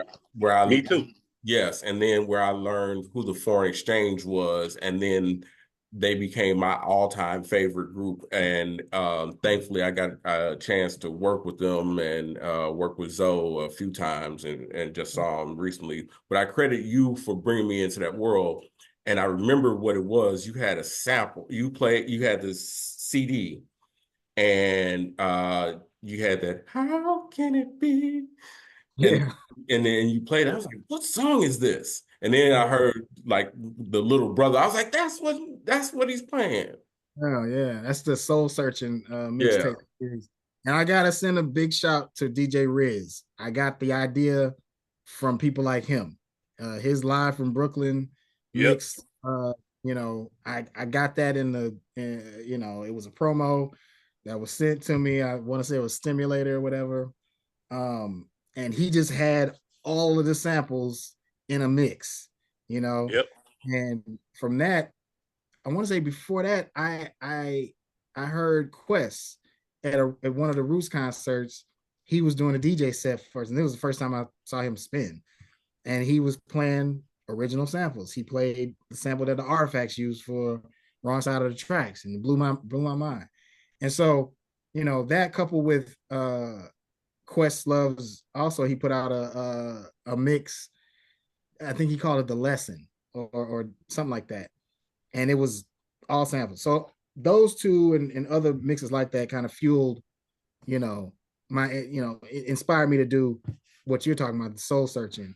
And I took, some might say biting, I know we ain't supposed to bite, but I was inspired by what DJ Riz did, and like his incorporation of some of the uh vocals from the song that sampled the song. Like, you know what I'm saying? They just to get you more into what's going on. Like he would take a little bit of Busta Rhymes from Put Your Hands Where Yep. My Eyes Can See and put it over the original sample as he's bringing it in. So I kind of took elements from that, and that's what you got. And so like, yeah, man, it's crazy that you heard the sample first, huh? Yes. Then you heard Little Brother. Yeah. Because I was like, oh my God, that's what. Because Yep. I was playing that CD over and over. I was like, this is so dope. Yeah. Because anytime you drop one of your mixes, I was like, whether it was Jazzy Fat Nappy or yeah, what was the other? There was the Subway. Uh, Subway was my version, like just all underground. It mhm. it was me trying to, again, it was me trying to, it was modeling after the DJ Premier mix, the New York Reality 101 with Hayes, and Evil D did a mixtape same year. This was like 97, and they both dropped these mixtapes. Evil D did a mixtape for Sound Bombing. He did it was Sound Bombing for Raucous, and was just playing all the Raucous releases at the time. And so Subway was just me trying to, you know, continue on in that lane. Just doing like what And I what could. was so dope with both of those series also was in every iteration of the compilation, St. Louis was represented, whether it was Train or Spade or I think Teresa Payne or for Janae, sure, huh? Teresa Janae. Teresa Janae, another one of my former students. Yeah, so that's what I always appreciated about that too. Yeah. Um, real quick, I also want to give you, Chan, your props. In a moment of great tragedy, you had one of those viral moments. You were DJing the Grammys. You were DJing for Yeah. Run DMC the day that Kobe was killed Yep. in the plane crash, and it's in LA. They scrambling to figure out how to do a tribute to Kobe during this event, and you came up with something that, like, how did this moment come about where you got the jersey? Well, like I normally take my LA jerseys, my Lakers jersey, my Shaq and Kobe every time I go to LA because I always wear them. But it's February or whatever, so I ain't wearing them. And I remember we were on our way to Staples Center, whatever it's called at the time, and I see that he had passed. So I immediately wanted a jersey. They shut all the stores down, couldn't buy nothing in the NBA store. So the people that's handling us, they get to the guy who actually runs the Staples Center. He comes and meets me like, you want a jersey? What do you want to do with it? I said, I want to hold it up during the Run DMC performance. I was like, so they told me you're the only one that can open the store and give me one. He said, well, what you gonna do with it afterwards? I said, oh, I'll give it back. I don't want to keep it because I have Kobe jerseys. I need it for the show. So he had his very personal Kobe jersey. It's his very personal one that Kobe signed. And Oh, he I gave didn't it to even me. know that part. Yeah. So he gave it to me. So the thing is, nobody knows but Ruckus, the other DJ with me on Run DMC stuff. Only one knows I have the jersey and going to hold it up. So when I come out, we come out to set up, the stage because we live, everything is, frantic, it's moving. I set the jersey down. I have to intro walk this way Because that so was that the the big band can. thing even before Kobe passed, was like, oh shit, Run DMC and Aerosmith or Yeah, back together for this song. yeah. So I have to intro walk this way because the band is playing to the record. Because Run don't want just the band playing. So I intro it and then I turn over to let Ruckus do the cuts and scratches. So I remember when we were taping, because we have a monitor, the cameras were always in the same spot every time we rehearsed. So I knew exactly when to do it. So I just literally just grabbed it and held it up. And I remember everybody in the front was looking like, oh shit, and they were pointing. And I was like, okay, it worked. I held it up, people clapping, didn't think nothing about it. I go get me a seat to actually watch the Grammys from this point, and my phone is buzzing. So of course it's all St. Louis people. But then I look on Twitter, and all I see is me holding the jersey up. And they talk about Run DMC's performance. And I was like, what the fuck? I didn't went viral. Like, I was like, oh shit. And man, everybody was talking about it, talk shows, everything. And it was just like, hey, I didn't know. I just wanted to hold the jersey up in honor of Kobe. I just thought it was a dope thing to do, you know? And Run and D, none of them knew it was going to happen. They didn't even know it happened till it was over and everybody was talking to them. They was like, what are you talking about? And then they showed them a picture of me holding it up. They was like, we didn't know he was going to do that. No idea. So, yeah, this happened to be a blessing for me. We're gonna close it out, but you part of another favorite story of mine, and I got this one off of Drink Champs. Oh, the mad skills. He told it exactly where it was.